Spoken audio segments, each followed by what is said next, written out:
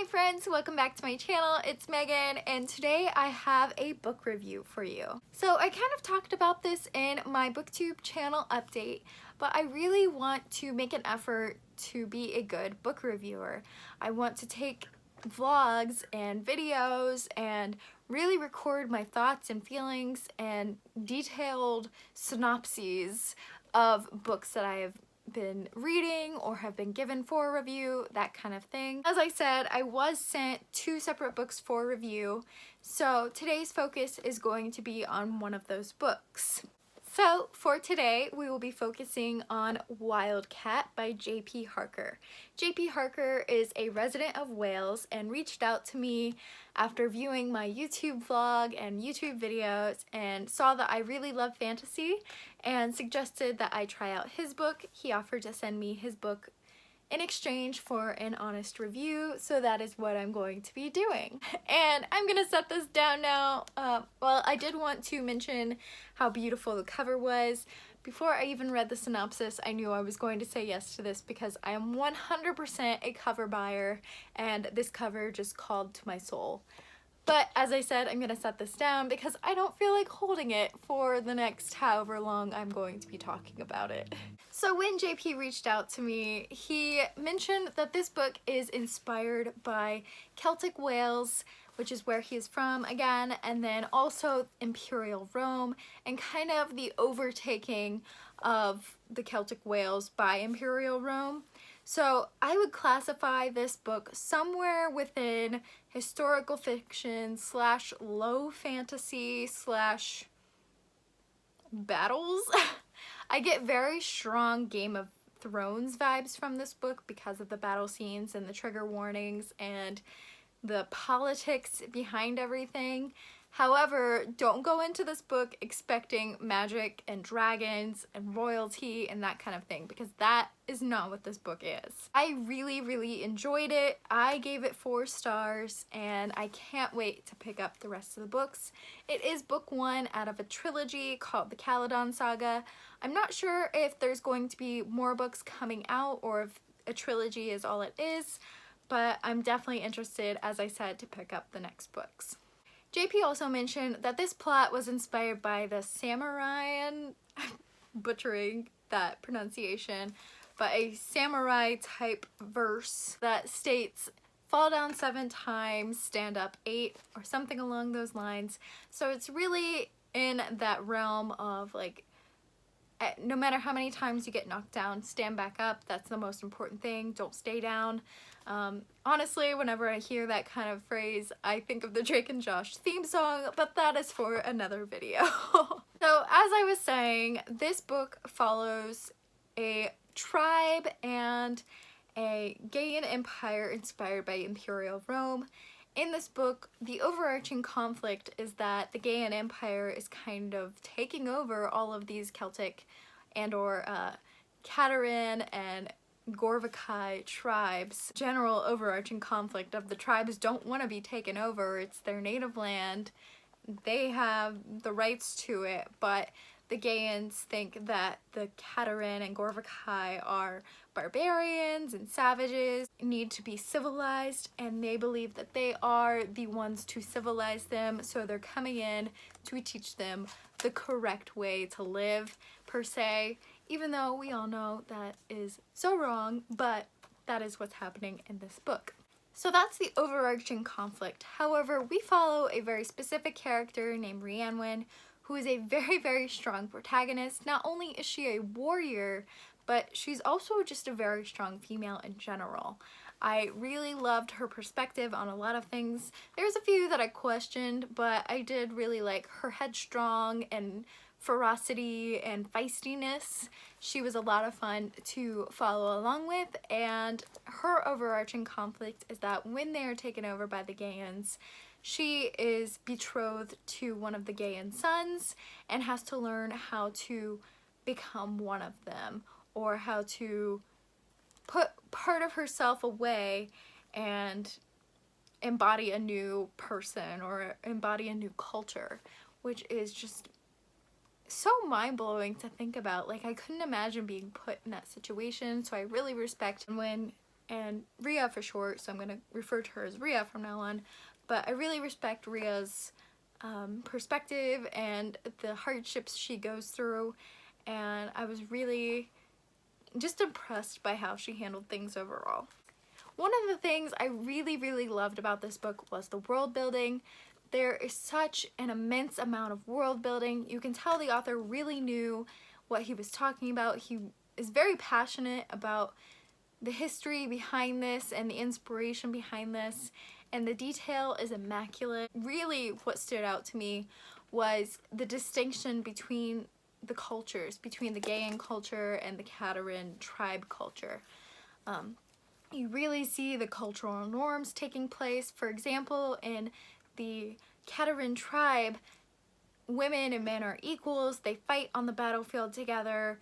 They work together to provide for their family, all that kind of stuff. Whereas in the Gaian Empire, it's more of a man-centered world. The men are fighting, the men are providing, and the women are expected to sit and chat and look pretty and pump out some airs to the men.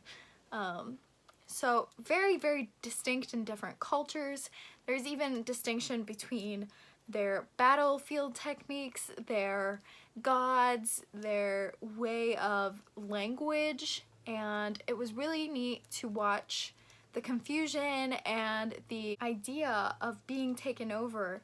And we really get to delve into the behind the scenes of it all, because we know it's messy, but now we get to read about how messy it really is. Another thing I really loved about this, and I kind of mentioned it earlier when I was discussing Brienne, is I love these characters. It was, I will say, a little bit hard to love them at times for very specific reasons that I don't want to mention, or else I'm going to spoil things for you. But I love these characters so much, and even if they're terrible people, they have such distinct personalities that it was fun to read about them and enjoyable to watch their story grow as well. We focus on Brienne's perspective, but we do get points of view from other characters, and honestly, I am going to say that I felt those were a bit unneeded. I did really enjoy Marius's perspective, and Marius is her betrothed husband of the Gaian Empire. So I really liked his perspective, but other than that, I felt the generals and the commanders, or whatever their rankings in the army were, I felt their perspectives were kind of unneeded and unnecessary.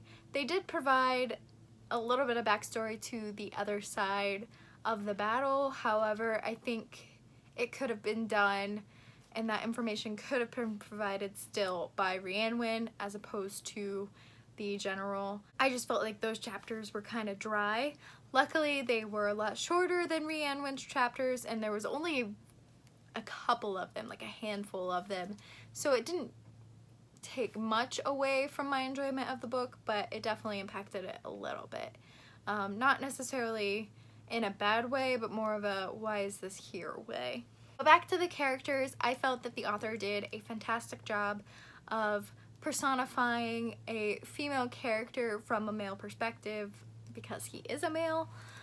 So I thought he did a really good job of identifying the hardships and the trials and tribulations that women go through, regardless of whether it's now and or back then. Speaking of trials and tribulations, there is a lot of trigger warnings, so please be forewarned if you go into this book that there is heavy sexual assault trigger warnings, and death and suicide, and just a lot of trigger warnings. Physical abuse, emotional abuse, killing, very like gore to the extreme. The battle scenes were awesome, but they were gory. Like, I love the battle scenes, but please be prepared for them. And there was even a point in which I questioned whether the author was doing some victim blaming. However, that was challenged later on, so I'm not going to say he was, because it was just her perspective at the time, but then she challenged it and overcame that thought. So just be aware of that going in, that there was a lot of trigger warnings. A few of the other things I wanted to mention is that it does get a little bit slow in the middle. A lot of people DNF it around page 300 to 350 when things kind of settle down, but it does pick up again, I promise, so just push through that little part. I personally liked it. I love world building. I love, again, the distinctions between the two cultures, and in that point in time, that is when Brienne is really settling down into the game lifestyle and spending time with her family and just learning more about herself and her place in society. So I was okay with it, but a lot of people DNF it at that point, so just push through if you want to see more battles and action. Also, there was a few things that got brought up in the beginning, one very specifically that I can recall that weren't really tied up in the end. There are 3 books in the trilogy though, or in the series thus far, so maybe they were tied up in one of the next 2 books. However, I just felt I was very aware of that throughout the book. Like, I kept waiting for something to happen with that, but it never did. And because J.P. Harker is a self-published independent author, there of course was some redundancies and editing issues that I noticed, but I rate on enjoyment rather than technical writing because I am the worst person when it comes to grammar and editing, so I'm not going to rate my books on that unless it's like very, very blatantly obvious. It was just like every once in a while there would be a sentence or phrase that was almost exactly as it was a page or 2 before, or very, very similar, and it just felt redundant. There was also one specific line that Brienne kept repeating throughout the book that I was getting really tired of. But overall, my main thoughts were that I really loved it. I loved the battle scenes and characters and the plot and the world building. My biggest thought was that this could have easily been split into 2 books, and I kind of wish it had been because it was so much fun reading about the tribe lifestyle before the games. So I think he could have done a lot more with that in the beginning, ended the book, and then from like when she started going into the gang culture, that could have been book 2. But I think asking for more from an author is the highest praise, so I gave this 4 out of 5 stars. It was really, really enjoyable. Not quite a 5-star like perfection read, but I still am excited and enjoyed this enough that I will pick up book 2. And that is all. So I hope you guys enjoyed this review. I will put all the information down below in connection with this book if you would like to read it. And if you have read it, please let me know your thoughts below. So thank you guys so much for watching. I hope you enjoyed this video, and I'll check in with you in my next one. Bye, friends!